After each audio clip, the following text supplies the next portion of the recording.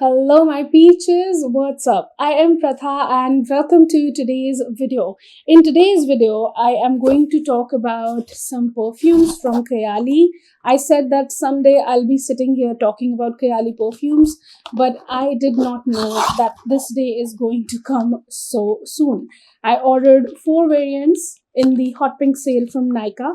I literally got these for around 1400 for these 10 mls. So yeah, that was not a bad deal at all. So I'm going to talk about these 4 variants that I have with me, whatever I felt like picking up and I was curious about. So without wasting any more time, let's get into this video and roll the intro.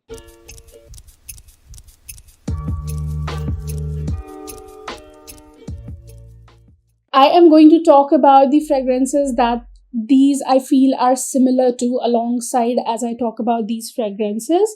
So let's start with whatever that I am grabbing at the moment. And the first one is Love Fest Burning Cherry 48. Now this is what the packagings are like, and they are pretty sleek, thick glass. The notes on this are burning cherry, raspberry, praline, palo santo, guaiac wood, and patchouli. It has been compared to Lost Cherry from Tom Ford, but I feel that it's quite light and it's quite lifted compared to that. I have tried Lost Cherry and it's just so dense and so, I don't know, there is something about it which is so potent and unique that it's a little difficult to get along with this fragrance. At least for me it is, or maybe I just tried it at the wrong time or in the wrong season. Now Lost Cherry has this sweet juicy cherry in the opening which is quite lifted. It's not coming off as a warm cherry kind of a thing in here, and the sweetness in it,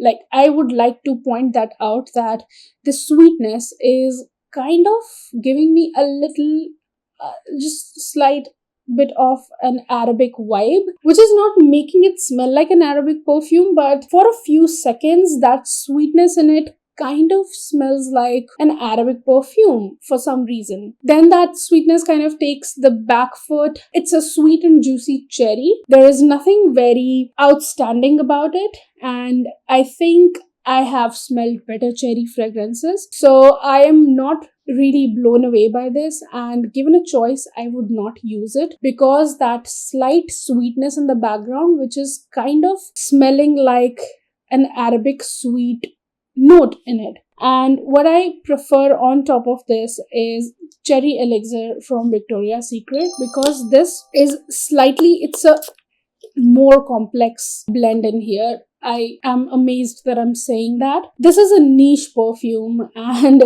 this is a Victoria's Secret body mist, but still the almond in it, the black cherry in it, which is kind of sour and sweet and juicy at the same time, on the warmer side of things. So this is Love Fest Burning Cherry. When you hear the word burning, you expect either a smoky cherry or a warm kind of cherry from this, but I am just getting a simple juicy cherry with a slight bit of a depth to it. But then this smells more complex. The sweetness in that one is not really winning my heart. I just feel like that the praline note is quite Arabic in it. So my preference would be Cherry Elixir from Victoria's Secret in that case, because it's creamy, it's almondy, a little sour, sweet, slightly sweet, but is kind of smoky as well, like warm. So I really like this on top of Love Fest Burning Cherry. I am giving you my honest opinions on these fragrances. It wasn't like that I had some prejudice in my mind. I was really curious about KAYALI fragrances and I really wanted to own KAYALI fragrances. But so far, those are my thoughts on Love Fest Burning Cherry. And now moving on. Next up, we have Eden Juicy Apple 01. Looks like they just made it in the very first go and they didn't feel like the need of trying another sample for this. So the numbers, basically, you know this already, that the numbers represent the number of times the fragrance was reformulated and redone to get that perfect fragrance. Eden Juicy Apple has the notes of juicy red apple, wild berries, jasmine, lychee, vanilla flower, and sensual musk. It's a beautiful blend of the red apple, the crispiness and the juiciness of the apple along with the berries. Loving the lychee sweetness, and jasmine is kind of lifting the fragrance and making it very, very beautiful, summer appropriate kind of fragrance for all the sweet fragrance lovers. And the musk is so mild and so non-noticeable that for those who do not like musk in their fragrances, they are going to enjoy this quite a lot, this fruity blend in here. And it's really nice and I'm really, really liking it. And it just smells like my kind of apple fragrance that I would like to put on myself. And one fragrance or body mist which is similar to this is Winter Candy Apple from Bath and Body Works. Now, if asked, like, these are very, very similar because of that same candy like sweet apple that is there in Winter Candy Apple. But Winter Candy Apple, though I have used quite a lot of this, but still I would like to say that I prefer Eden Juicy Apple over this. My preference is Eden Juicy Apple because of that toned down musk in it, which is not coming off as sharp or harsh and is very much in the background and supporting the fragrance. But in case of Winter Candy Apple, the musk is out there and it's quite noticeable, and it's kind of a fresh musk which is, you know, kind of making the fragrance a little slight bit harsh, which I've never liked about Winter Candy Apple. I've always said that. So that has been solved by Eden Juicy Apple for me. But comparing these fragrances side by side, there is a slight bit of difference between these two. They are not exactly same, but definitely in the same family of fragrances. And the apple, that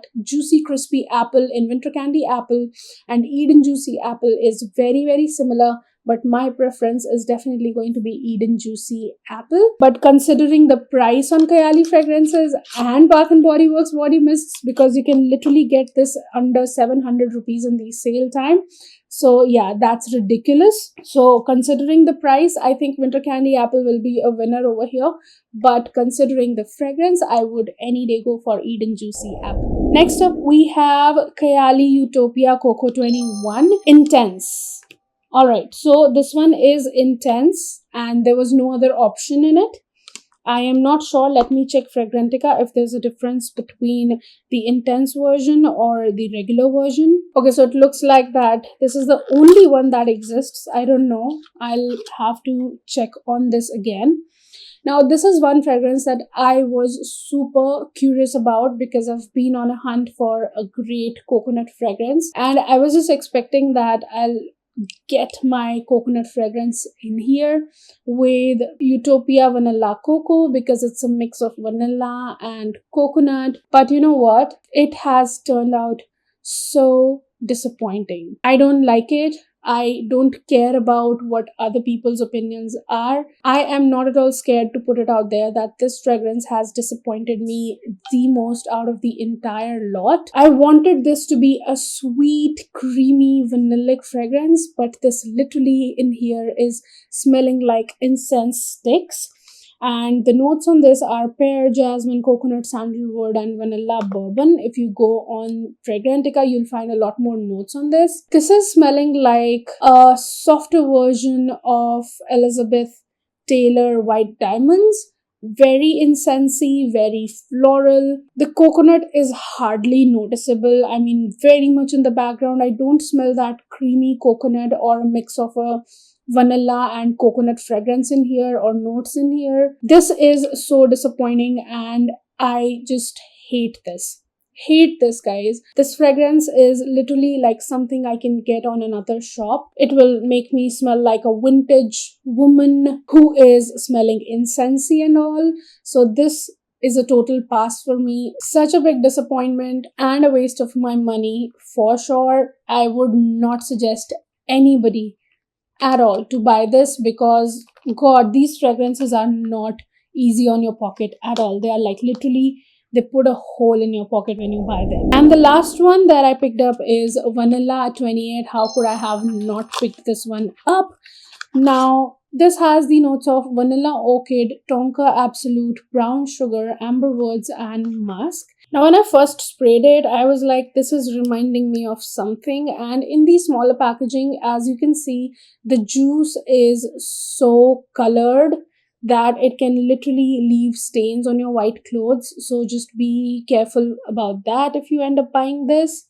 This opens up to be a very pungent, woody, sweet, warm vanilla kind of fragrance, and that opening is kind of repelling and it's not like very pleasant to sniff onto. But then after 5-6 minutes, that pungentness kind of settles down. It becomes a green and spicy kind of fragrance, and this is a combination of a warm, soft vanilla with some woodiness and some spicy greenness. Now, this spicy greenness strongly reminded me of Jean Paul Gaultier's La Belle.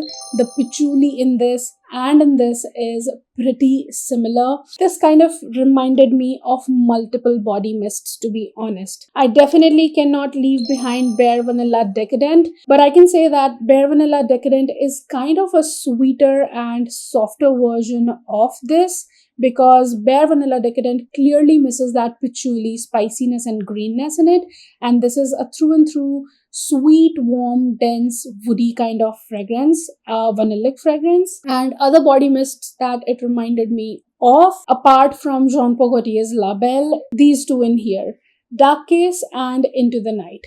Now, I would rather like to stick to Dark Case for sure, because the berry note, if the berry note wasn't there in this, then this would have been so similar to Vanilla 28. I would like to mention that Vanilla 28 is a softer version of this. Like that wild berry note that is there in Dark Case is kind of making it a little bit out there and more on the sexier lines. This is more on the sexy but kind of the feminine and soft lines of things. Also, if I compare it to Jean Paul Gaultier's La Belle, La Belle is kind of sexy and out there and smell me and notice me kind of fragrance.